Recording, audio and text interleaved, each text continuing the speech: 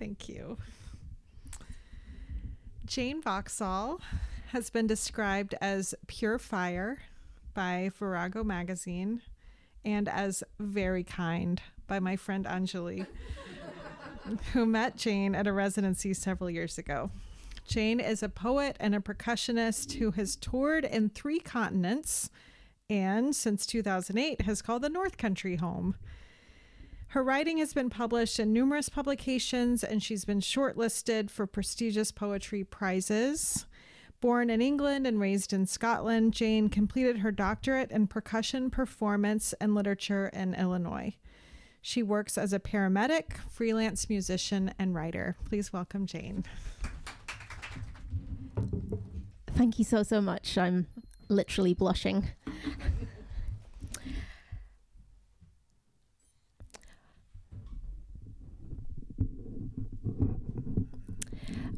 So I have been writing poetry since about 2016, and I have a few different zines and collections, and I'm just going to run through a tight 15 minutes reading from some of these, and very happy to chat afterwards. So the first collection is called Portals. This is the most recent poetry collection I wrote, and it's a pamphlet collection concerned with transition from one state, whether place, time or reality, to another, with poetry and memory acting as lens and filter. And the first poem I'll read from this one is called Ponds. Red Eft's out on Rumspringa. Red Eft stares down the traffic, hip jutting, twists to a pointy little R for red.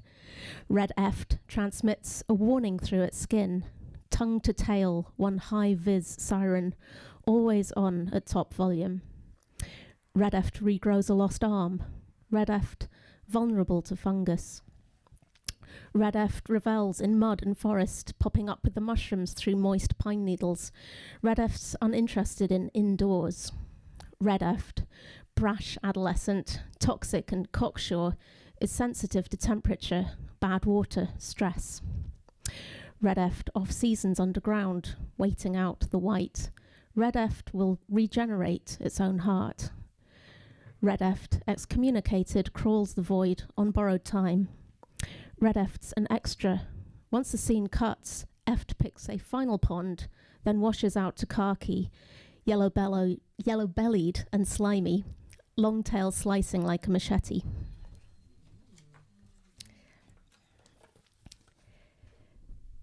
This one's called Postcard.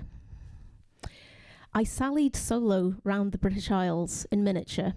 Each wobbly circuit of that paddling pool would circumnavigate the ancient nation raised in sharp cement. I stubbed a sodden toe against Land's End. With one small step, I summited Trefan, then splashed the Irish Sea around my knees. I rounded Frilly Highlands, shivering my way past Aberdeen, St Andrews, Leeds. Landlocked in Arizona, I wake up alone upon a temporary bed. My dog's new trick is pacing round the edge of this nocturnal life draft, dipping in and out of view the way those monsters of the lake appear in old, appealing fakes. I try some image searches. Nothing yields the pastel Britain in a puddle that my memory has archived as the truth. I could be wrong. In Ventnor, there is still a mini Isle of Wight aground beneath each summer's swarm of kids. We went there too. The Hove Lagoon, however, lies alone in Google pictures taken years ago. Last February, faded baby blue, contains a darker outline as I assume could be the footprint of my childhood isles. But no, it's grime with ashes puddled in the hollow where I'd place the capital. Poles. I held fast to the idea of an earth that might be just as skewerable as a manzanilla olive or a sweet lychee. I had seen Crocodile Dundee. I should reach Adelaide for Aberdeenshire if I dug far enough down into the dark to flip gravity like a coin toss, heads on both sides. New Englanders disagreed. They aimed at China from spacious suburban backyards. delving into dirt, shot through with common or garden shards. They'd trade Waterbury for Wuhan, surely. Well, there's a dedicated search portal. Enter your current location. Immediately, it returns an exact antipode. Let's see. Leaving Connecticut, you'd land, or rather surface, in the Indian Ocean off Western Australia's coast. From Scotland, it's not Oz you'd hit, but more open water, beyond the speck of Campbell Island and a distant New Zealand. Impossible to pinpoint such fluid nemesis within the nominal wet Commonwealth. Thank you. All right, swizzing back in time to two chapbooks that I turned into one zine. The first one is actually the first poetry collection I wrote, and it's called Parts Unknown.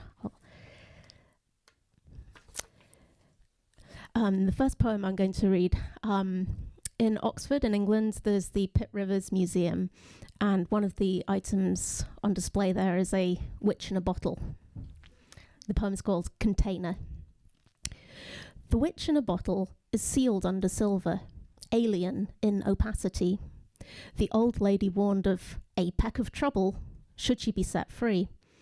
In the museum, the witch waits inside an unlit bulb, its incandescence inverted. Stoppered, she sits between a shrunken head and a sheep heart, pommanded with dull nails. Could some kind of scanner briskly slice through the silly superstition, show a worn walnut, a mandrake crudely carved, old obsolete coins, a cold embryo, an empty chamber?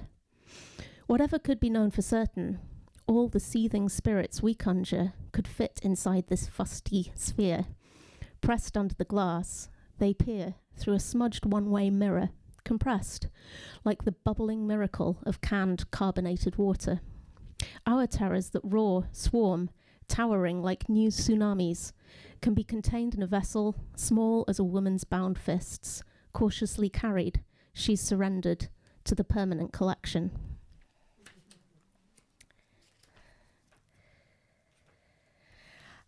And this poem, I wrote it in 2017 when I was working at UPS East Nashville, but it felt timely, so I wanted to read it for you today. The shipping forecast. Thick hailstones scatter like stray buckshot across the hard-stained roof. Pre-dawn, pungent rubber tires yawn open-mouthed on the floor as I elevate tedious batches of shifty metal fixings to the correct shelves. In the maelstrom, we rig a filing system for bullets, bed frames, protein powder puffs out into our hair and hands from slack packages. On Valentine's Day, flowers and affidavits form a loose jigsaw. Meanwhile, in New York, ICE agents prowl the subway, checking documents. California's field workers have fled, so our food goes unpicked. Squash, avocados, citrus, plums, tomatoes rot to camouflage. In the warehouse, we, homegrown or expensively immigrant, build walls of electronics carrying the miracle of cable TV to more and more homes. Some boxes burst on the belt, orphaning remotes. Bibles, a bulk load, crusade down the conveyor, claiming 2 full days. I cram them in trucks that list like overbooked arcs, and a Bible box falls on my inner elbow, and another box of Bibles bites my lip, draws red, and I am relieved instead to load for the mall. Flimsy fashions and aspirational yoga wear, ink cartridges that sometimes belch clouds. We sweat and will not hear the rain till it's all out for delivery.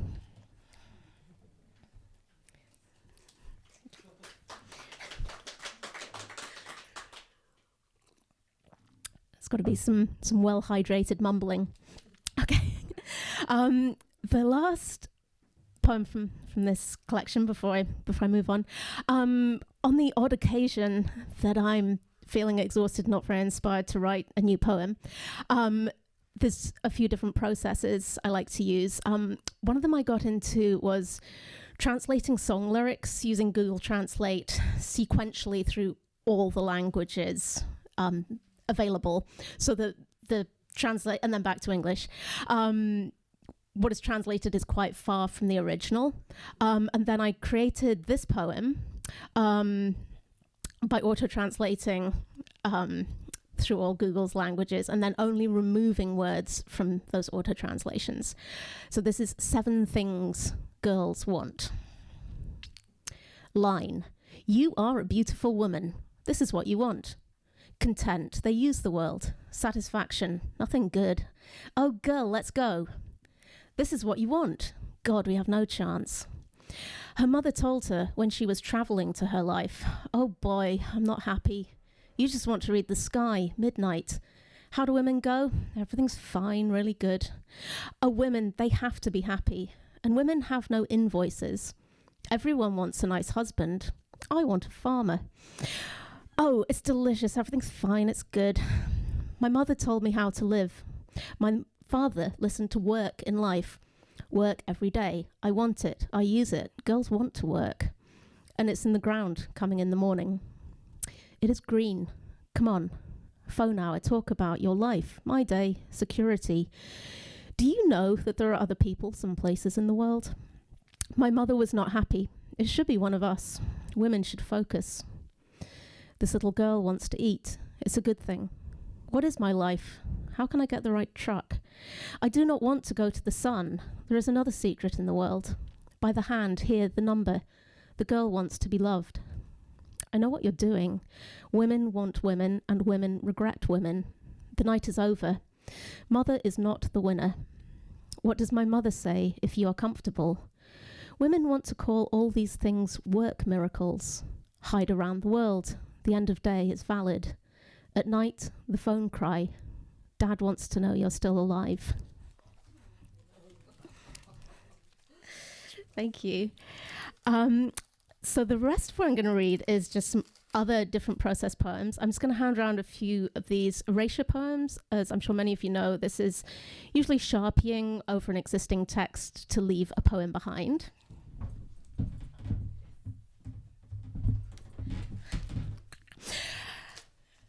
And then I'm going to read from a couple of my my tiny predictive text haiku zines, which I have an incredibly limited number of here.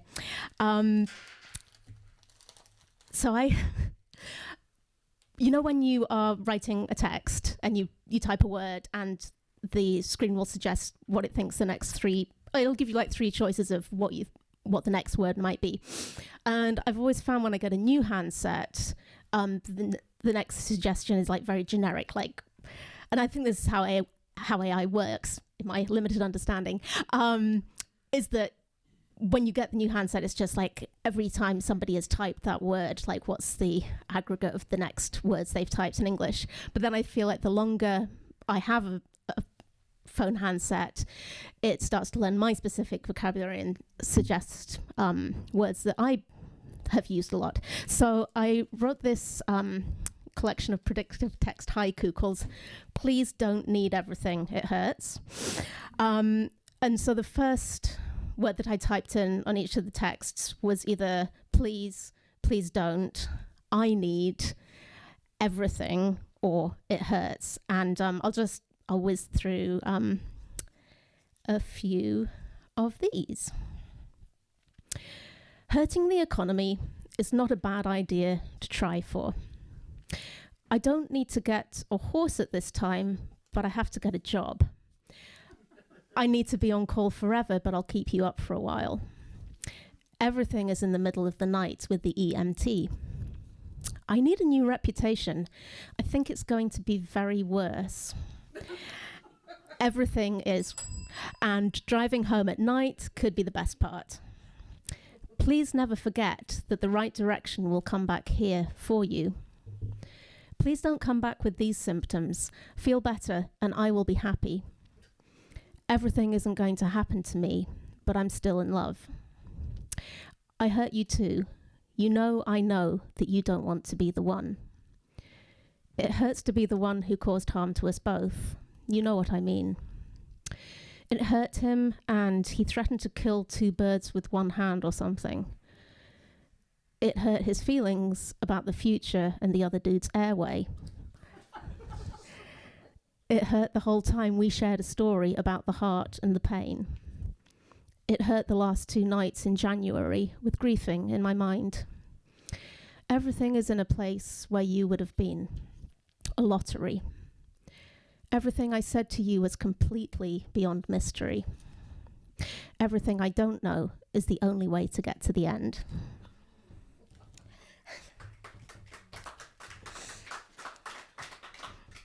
Thank you, little self-censorship with the bell there.